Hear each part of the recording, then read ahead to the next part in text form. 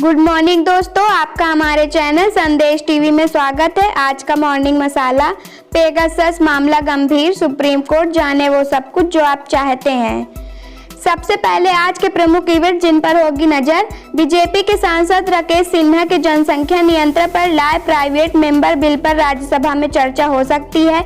Pock में Kashmir premiere league की शुरुआत होगी। 16 अगस्त तक चलने वाले इस टूर्नामेंट में 6 टीमें हिस्सा लेंगी। दिल्ली में 11वां इलेक्ट्रॉनिक व्हीकल एक्सपो शुरू होगा। फरवरी 2020 के बाद से देश में ये पहला एक्सपो होगा। किसानों के साथ एकजुटता दिखाने के लिए विपक्षी सांसद उनके साथ जंतर मंतर पर प्रदर्शन कर सकते हैं। पीएम मोदी भारतीय मिशनों के प्रमुख से बात करेंगे। यह programme local goes global make in India for the world के तहत होगा।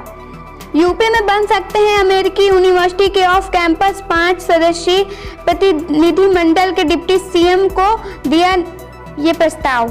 5 सदस्यीय अमेरिकी प्रतिनिधि मंडल ने गुरुवार को उप मुख्यमंत्री डॉक्टर दिनेश शर्मा के साथ कई अहम मुद्दों पर विचार विमर्श किया। प्रतिनिधिमंडल ने नोएडा व आगरा को अमेरिका के शहरों के साथ सिस्टर सिटी के रूप में विकास के लिए एक MOU करने का सुझाव दिया। साथ ही अयोध्या, काशी, मथुरा व प्रयागराज में धार्मिक व आध्यात्मिक पर्यटन की संभावनाओं पर भी उत्सुकता दिखाई।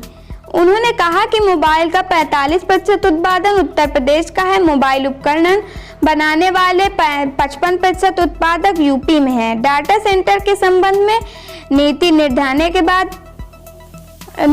करने के बाद 13 कंपनियों ने यूपी में 20,000 करोड़ के निवेश प्रस्ताव दिए हैं। कोरोना काल में मोदी यूपी में 65,000 करोड़ का निवेश हुआ, जिसमें से 17,000 करोड़ का विदेशी निवेश शामिल है।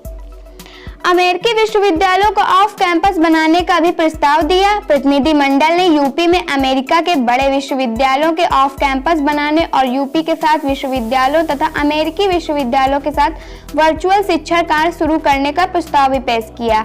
माइकल रोसेंथाल ने कहा कि पिछले 4 वर्षों में बहुत सी सकारात्मक परिवर्तन हुआ है। उन्होंने डॉक्टर शर्मा को अमेरिका आने का निमंत्रण भी दिया। साथ ही यूपी में शिक्षा तथा आईटी एवं इलेक्ट्रॉनिक्स के क्षेत्र में हुए सकारात्मक सुधारों की प्रशंसा की। दहिया ने भारत को दिलाया दूसरा सिल्वर। पाकिस्तान में कट्टरपंथियों ने मंदिर तोड़ा। विवादित टैक्स कानून खत्म करेगी सरकार। टोक्यो ओलंपिक के अखाड़े में रवि दहिया ने सिल्वर जीता। ओलंपिक के 57 किलोग्राम वेट कैटेगरी के फाइनल में पहलवान रवि दहिया 2 बार के वर्ल्ड चैंपियन रूस के जावुर युगएव से हार गए। रवि सिल्वर मेडल लेकर भारत लौटेंगे। युगएव ने उन्हें 3 पॉइंट से मात दी। प्रधानमंत्री मोदी ने रवि को बधाई देते हुए कहा कि आपकी लड़ने की भावना और दृढ़ता शानदार है। हरियाणा सरकार ने उन्हें 4 करोड़ रुपए और क्लास 1 की नौकरी देने का ऐलान किया है। श्रीनगर में आतंकी हमला, भास्कर रिपोर्टर भी फंसे। जम्मू कश्मीर में आर्टिकल 370 हटने के बाद 2 साल पूरे हो गए। इसी दिन श्रीनगर के डाउनटाउन इलाके में जबरदस्त ब्लास्ट हुआ। ब्लास्ट के वक्त दैनिक भास्कर के रिपोर्टर वैभव प्लानेटकर वही मौजूद थे। उन्होंने बताया कि ब्लास्ट के बाद कई राउंड फायरिंग भी हुई। वे इलाके की जामा मस्जिद के सामने की एक दुकान में फंस गए थे। पुलिस के मुताबिक इस हमले में कोई घायल नहीं हुआ। पाकिस्तान में भीड़ ने मंदिर तोड़ा, मूर्तियां खंडित की। पाकिस्तान के पंजाब के भोन शहर में मजहबी उन्मादियों ने गणेश मंदिर को निशाना बनाया। मंदिर में तोड़फोड़ का वीडियो सोशल मीडिया पर वायरल हो रहा है। इसमें नजर आ रहा है कि कट्टरपंथियों ने मंदिर को बुरी तरह तहस नहस कर दिया, मूर्तियों को भी खंडित कर दिया। इस हमले के बाद स्थानीय हिंदुओं में गुस्सा है। अब तक इस मामले में किसी की भी गिरफ्तारी नहीं की गई है। यूथ कांग्रेस ने किया सांसद को घेराव, राहुल भी पहुंचे। पेगासस जासूसी कांड और महंगाई के मुद्दे पर यूथ कांग्रेस के हजारों कार्यकर्ताओं ने संसद के बाहर प्रदर्शन किया। उन्हें रोकने के लिए पुलिस ने वाटर कैनन से पानी की बौछारें की। प्रदर्शन में राहुल गांधी भी शामिल हुए। उन्होंने कहा कि प्रधानमंत्री मोदी रोजगार के मुद्दे पर एक शब्द नहीं बोलते। प्रधानमंत्री ने उन्हें नौकरी देने का वादा किया था, लेकिन उन्होंने करोड़ों युवाओं की नौकरी छीन ली। 86 साल के पूर्व सीएम चौटाला का 12वीं का रिजल्ट रुका। हरियाणा के पूर्व मुख्यमंत्री और इनेलो पार्टी के अध्यक्ष ओम प्रकाश चौटाला का 12वीं कक्षा का रिजल्ट रुक गया है। Haryana open board of school education ने 10वीं में अंग्रेजी या हिंदी की जगह उर्दू से पढ़ाई करने की वजह से उनका रिजल्ट रोका है। चौटाला शिक्षक भर्ती घोटाले में 2013 से 2 जुलाई 2021 तक दिल्ली की तिहाड़ जेल में थे। इसी दौरान उन्होंने पढ़ाई करके 10वीं पास की थी। पीएम गरीब कल्याण अन्न योजना यूपी में बना कीर्तिमान 21 लाख से ज्यादा परिवारों को मिला मुफ्त राशन।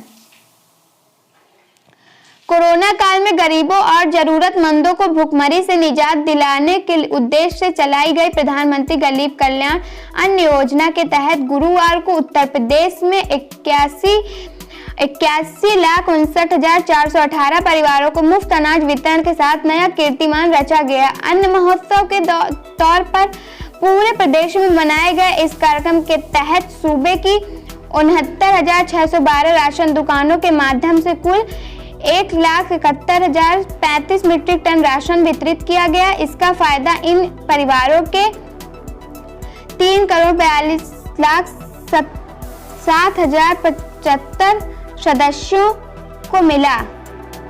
कुछ अहम खबरें सिर्फ हेडलाइन में। पेगासस केस में सुप्रीम कोर्ट ने पिटीशनर्स से कहा सभी अर्जियों की कॉपी केंद्र सरकार को भेजे। मीडिया रिपोर्ट सही है तो मामला गंभीर। ममता को केंद्र पर बड़ा आरोप, कहा यूपी, गुजरात और कर्नाटक के मुकाबले बंगाल में वैक्सीन सप्लाई कम, भेदभाव पर चुप कैसे रहूं।